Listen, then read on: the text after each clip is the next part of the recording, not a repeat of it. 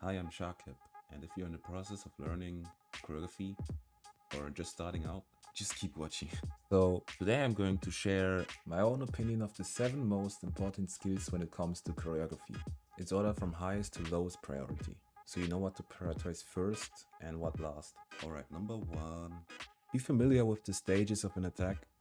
Be able to give every attack some sort of anticipation before the impact and some rebalancing after the impact. Number 2. Be familiar with spacing and timing and how they are used to make your attacks clear to follow and smooth overall. Number 3. Utilize depth in your movements.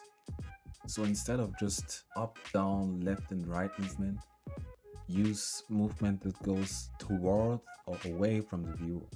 Basically, you resize the body parts of the stick figure temporarily in order to create that illusion. And that opens up some new poses and movements that you didn't have before. For example, spin kicks, flips, and anything that turns your body to the inside. Number 4, reasonable footing. This is about how you place your feet in every step.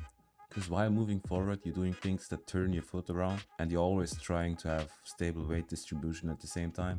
Your ready stance has to look like a ready stance, not like a chair. If you're struggling with that, just add a knee to the back foot. Like, it's better than not showing it at all. I would even prefer completely kneeling down like this one, or I guess this works because you could use this in a attacking pose, but not for standing. My point is just add a knee, that's it. By the way, make sure your foot placement is not too shaky and try to not crab walk.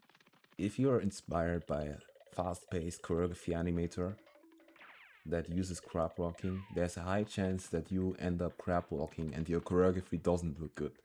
And that's because crab walking doesn't make choreography look good. It only makes good-looking choreography look funny.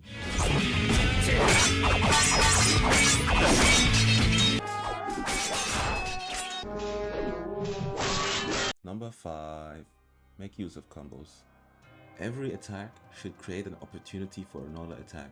And if the stick figure that's attacking doesn't go for that opportunity, like if your stick figure attacks and then blocks instead of attacking again, it doesn't feel serious anymore because there's no reason for him to go for a block when he had the opportunity to attack, right? It feels forced by you, the animator, instead of wanted by the stick figure.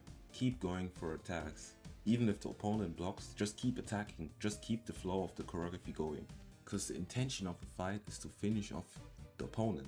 And normally one attack is not enough for that. So how the hell do you create an even 1v1 then? If you can't evenly distribute separate attacks and blocks? The solution is you evenly distribute combos. The combo usually ends with a finisher move, like a heavy punish or a heavy kick. The finisher move can finish off the opponent, but it can also miss, which creates an opportunity for the defender to become the attacker for his own combo, or the finisher gets blocked and counter-attacked. There's many options you have to change the defender to the attacker.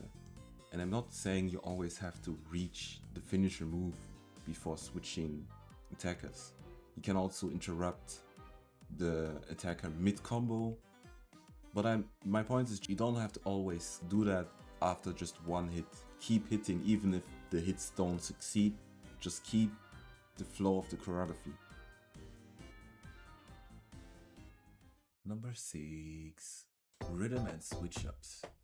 Having dynamic switch-ups means avoiding predictable and repetitive choreography, which includes stuff like one guy always opening with the same move, both fighters taking the same number of attacks before switching, the defender always dodging in the same direction, characters constantly imitating each other's attacks. And it's not just about attacking or defending. Even when you move forward, you should have some variation in how you move forward. If you're paying attention to the choreo playing in the background, people are creative with their approaches. Sometimes they walk, sometimes they move along with the momentum of the kick, or they jump or dash to the enemy. So there's many ways to move to the enemy or approach the enemy.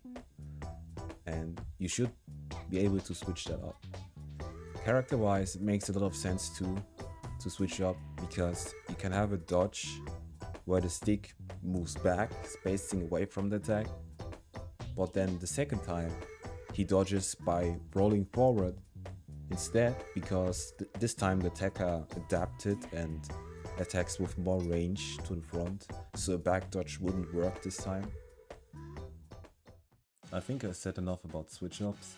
Now, rhythm in choreography refers to the tempo of the fight, being able to control that and slow down and speed up the interval between the attacks. So it's also some kind of switch-up, but that's not where it ends. Rhythm also means being able to create some kind of beat in your choreography, like treating an attack, a finisher move, a block, a parry, counterattack or whatever, treating that as its own instrument that plays a part of that beat. So it's like a soundline challenge or a sync collab, like where you have to make a beat consisting of combo moves and animate over that beat, except this time it's the other way around. You animate the beat before hearing it. So you imagine what sound effects or what beat your attacks will have before even getting to the sound effects. So the sound effects will be adapted to the animation or to the beat you envisioned while animating.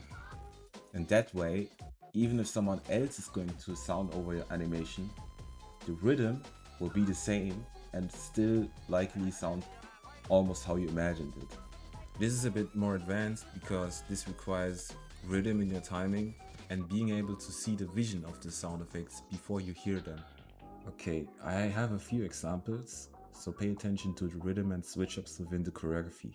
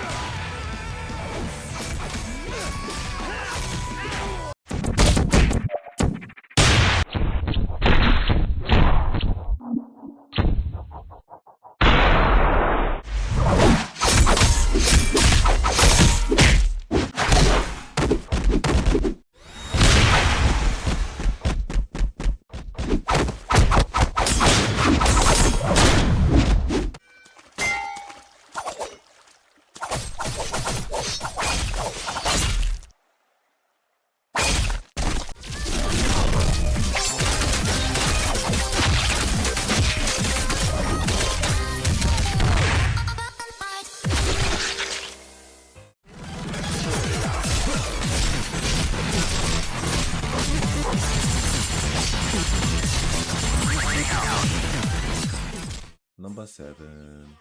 Reactions and body language. The amount of knockback, the direction an attack sends an opponent, and the way the opponent recovers has to make sense for what happened to them.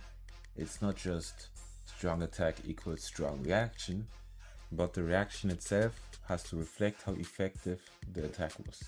And that means if an attack looks very heavy, but the target is extremely tanky, having them almost not even flinch makes sense in that case. On the other hand, if the attacker is really powerful and makes an attack with very little effort, it could still do a lot of damage if they are that powerful.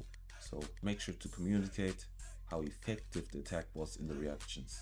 As for body language or character acting, it's a combination of some earlier skills I talked about, like reactions, switch-ups, believe it or not, even footing. They're all forms of character expression, like even something as simple as the head position on the neck. That alone can completely change how your character is perceived. Same goes for the shoulders and the rest of the body, the entire pose. If we look at Frame's bladed guy part, the delayed footsteps and the hanging bouncy head, that's a pretty good showcase of body language. One of my favorite portrayals of body language comes from an animator named CatGod.